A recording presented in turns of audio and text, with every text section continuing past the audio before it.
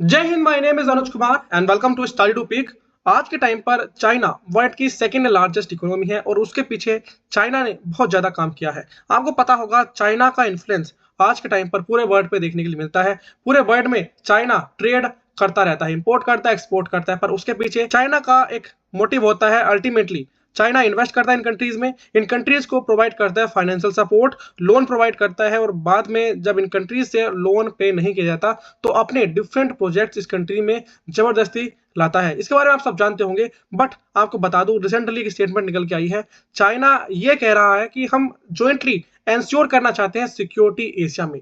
सुन के आपको अजीब लग रहा होगा क्योंकि चाइना खुद एक ऐसा कंट्री है जो कि अल्टीमेटली खुद रेस्पॉन्सिबल है for the conflicts in Asia. Even आप बात करोगे पाकिस्तान की, तो पाकिस्तान में भी चाइना का इन्फ्लुएंस, ताइवान वाले रीजन में जापान के साथ, फिलीपींस के साथ आप देखोगे तो चाइना काफी क्रिटिकल रोल प्ले करता है इन कॉन्फ्लिक्ट्स को आगे बढ़ाने में। ये खुद कह रहे हैं कि अब हमें साथ में मिलकर जो सिक्योरिटी है एशिया की उसको एंश्योर करना चाहिए। यहाँ पर आप आर्टिकल भी पढ़ सकते हैं, Xi Jinping lieutenants call for Asia to jointly manage its own security। अगर हम यहाँ पर बात करें तो रिसेंटली चाइना की तरफ से स्टेटमेंट आई है कि चाइना ये कह रहा है कि हम jointly एशिया की सिक्योरिटी को एंश्योर करेंगे और उसको एक एराना नहीं बनने देंगे जियोपॉलिटिकल कंटेस्ट का। बट आप देखोगे एशिया आज के टाइम पर एक ऐसा पार्ट है, वर्ल्ड का एक ऐसा कॉन्टिनेंट है, वर्ल्ड की जो मोस्ट इकोनॉमिक ग्रोथ देखी गई है वो एशिया में ही देखी गई है। और उस बात को चाइना के मोस्ट सीनियर लेफ्टिनेंट कहते हैं कि हम आज के टाइम पर बर्ड के साथ अपने जो ट्रेड रिलेशन है उनको और ज्यादा क्लोजर लाना चाहते हैं। जो बर्ड है उसको एक कॉमन रीजनल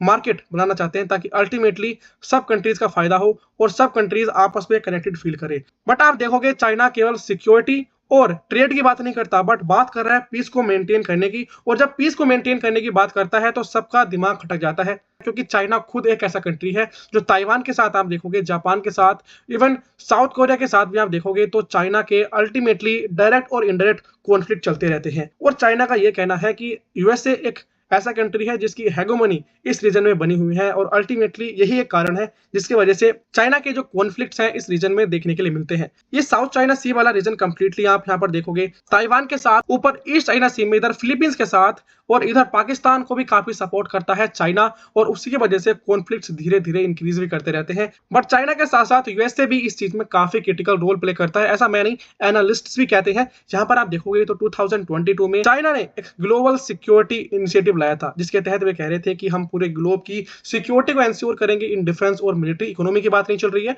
इन डिफेंस और मिलिट्री की बात करते हैं। जो जियोपॉलिटिकल एनालिस्ट्स हैं उनका यह कहना था कि इस चीज का जो इनिशिएटिव चाइना लेके आया था इसका केवल एक ही एम था कि जो अमेरिका का रोल है ग्लोबल डिफेंस में उसको रिड्यूस किया जा सके और चाइना का जो इन्फ्लुएंस है उसको इंक्रीज किया जा सके। आपने सुना होगा रिसेंटली यूएसए के सीईओज एग्जीक्यूटिव चाइना गए थे और वहां पर पे बात करते हैं आपस में ट्रेड रिलेशंस के बारे में। आपको पता होगा चाइना और यूएसए के बीच में जो रिलेशंस है जियोपॉलिटिकल टर्म्स में इतने अच्छे नहीं है।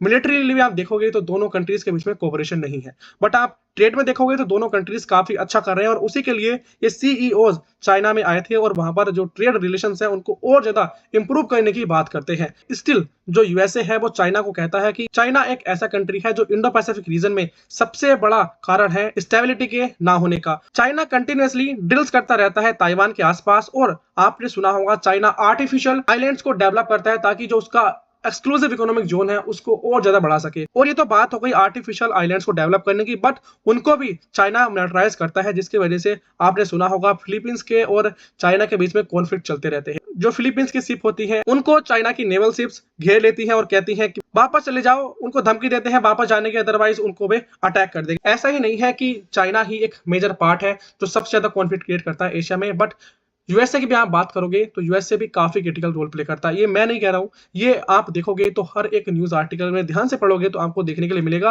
कि यूएसए की प्रेजेंस इंडियन ओशन में, इंडो पैसिफिक ओशन में, इवन वर्ल्ड वाइड आप देखोगे तो काफी ज्यादा है।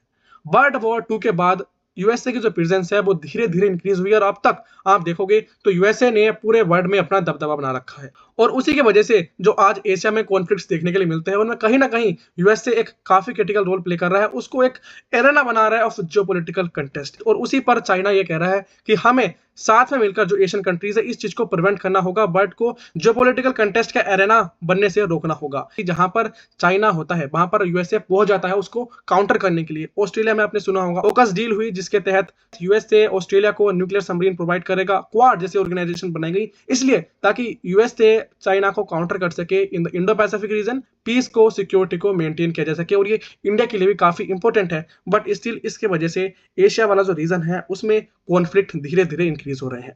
ऐसा नहीं है कि इंडियन ओशन वाला जो रीजन है, इंडो पैसिफिक वाला जो रीजन है, कॉन्फ्लिक्ट यही है, बट मिडिल ईस्ट के बारे में आप सब जानते होंगे। जैसा कि हम बात कर रहे थे कि चाइना कह रहा था कि वो एक ग्लोबल सिक्योरिटी इनिशिएटिव लाएगा जिससे वो बर्ड की सिक्योरिटी को मेंटेन करेगा, सिक्योर करेगा, बट चाइना के सक्सेसफुल रेट काफी कम है इस फील्ड में, क्योंकि आपने सुना होगा कुछ ऐसे जगह है जहां पर चाइना ने सिक्योरिटी को मेंटेन कर पाया है, जो पीस है उसको ला पाया है। अगर आपने सुना हो सऊदी अरेबिया और ईरान के बीच में दोनों एक बहुत बड़े कंटेंडर है और चाइना ने उनके बीच में एक्ट किया था एज मेडिएटर, और उसके बाद दोनों कंट्रीज के बीच में थोड़ी सी बात सुलझी। इवन वेस्टर्न कंट्रीज कहते हैं रशिया यूक्रेन वॉर हो या मिडिल ईस्ट में जो आज के टाइम पर इजराइल गाजा कॉन्फ्लिक्ट है उसमें जो चाइना है वो रशिया को सपोर्ट करता है, और जो मिडिल ईस्ट पीस टॉक है उसमें भी चाइना का कोई ऐसा क्रिटिकल रोल नहीं है, कोई ऐसा इंपॉर्टेंट रोल उसने यहाँ पर प्ले नहीं किया है।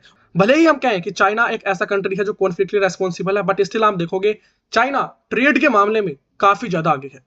अगर आप बेसिकली जब हम कहते हैं कि साउथ एशियन वाले कंट्रीज हैं उनके साथ चाइना के डिस्प्यूट है साउथ चाइना सी पे, बट स्टिल जो चाइना है इन आसियान कंट्री का लार्जेस्ट ट्रेडिंग पार्टनर है इन द वर्ल्ड, और इंडिया भी खुद 4th रैंक पर आता है इन कंट्रीज के साथ ट्रेड में। और आज के टाइम पर चाइना बात कर रहा है कि एक वाइडर कॉमर्शियल एसोसिएशन फॉर्म करनी चाहिए ताकि इन कंट्रीज के साथ रिलेशन अच्छे हो। इवन आपने देखा होगा आसियान कंट्रीज है और चाइना है उनमें कोई मिलिट्री कॉन्फ्लिक्ट बहुत कम देखने के लिए मिलते हैं, क्योंकि आसियान की चाइना के ऊपर और चाइना की आसियान के ऊपर जो डिपेंडेंस है वो काफी ज्यादा है इन टर्म्स ऑफ इकोनॉमी, और जो आसियान कंट्रीज है वो इतने डेवलप नहीं है। अगर कोई बड़ा मिलिट्री कॉन्फ्लिक्ट हो जाता है तो आसियान कंट्रीज की जो इकोनॉमी है उस पर काफी बुरा असर पड़ेगा। और इस रीजन में सिक्योरिटी को एंश्योर करने के लिए जो चाइना ने यह बात की है कि हम ज्वाइंटली एंश्योर करेंगे सिक्योरिटी को एशिया में, क्या आपको लगता है क्या यह पॉसिबल है? जैसा आज के टाइम पर चाइना कह रहा है कि हम इन कॉन्फ्लिक्ट्स को जो आने वाले हैं, जो एशिया धीरे धीरे एरेना बन रहा है जियोपॉलिटिकल कंटेस्ट का, उसको अवॉइड करेंगे और इस रीजन में पीस लाएंगे। क्या आपको लगता है क्या यह पॉसिबल है? एक ऐसा कंट्री जो खुद रेस्पॉन्सिबल है मेजर कॉन्फ्लिक्ट्स के लिए, वो कह रहा है कि हम सिक्योरिटी को एंश्योर करेंगे। आप इस बारे में क्या सोचते हैं? प्लीज कॉमेंट सेक्शन में बताएं। जय हिंद।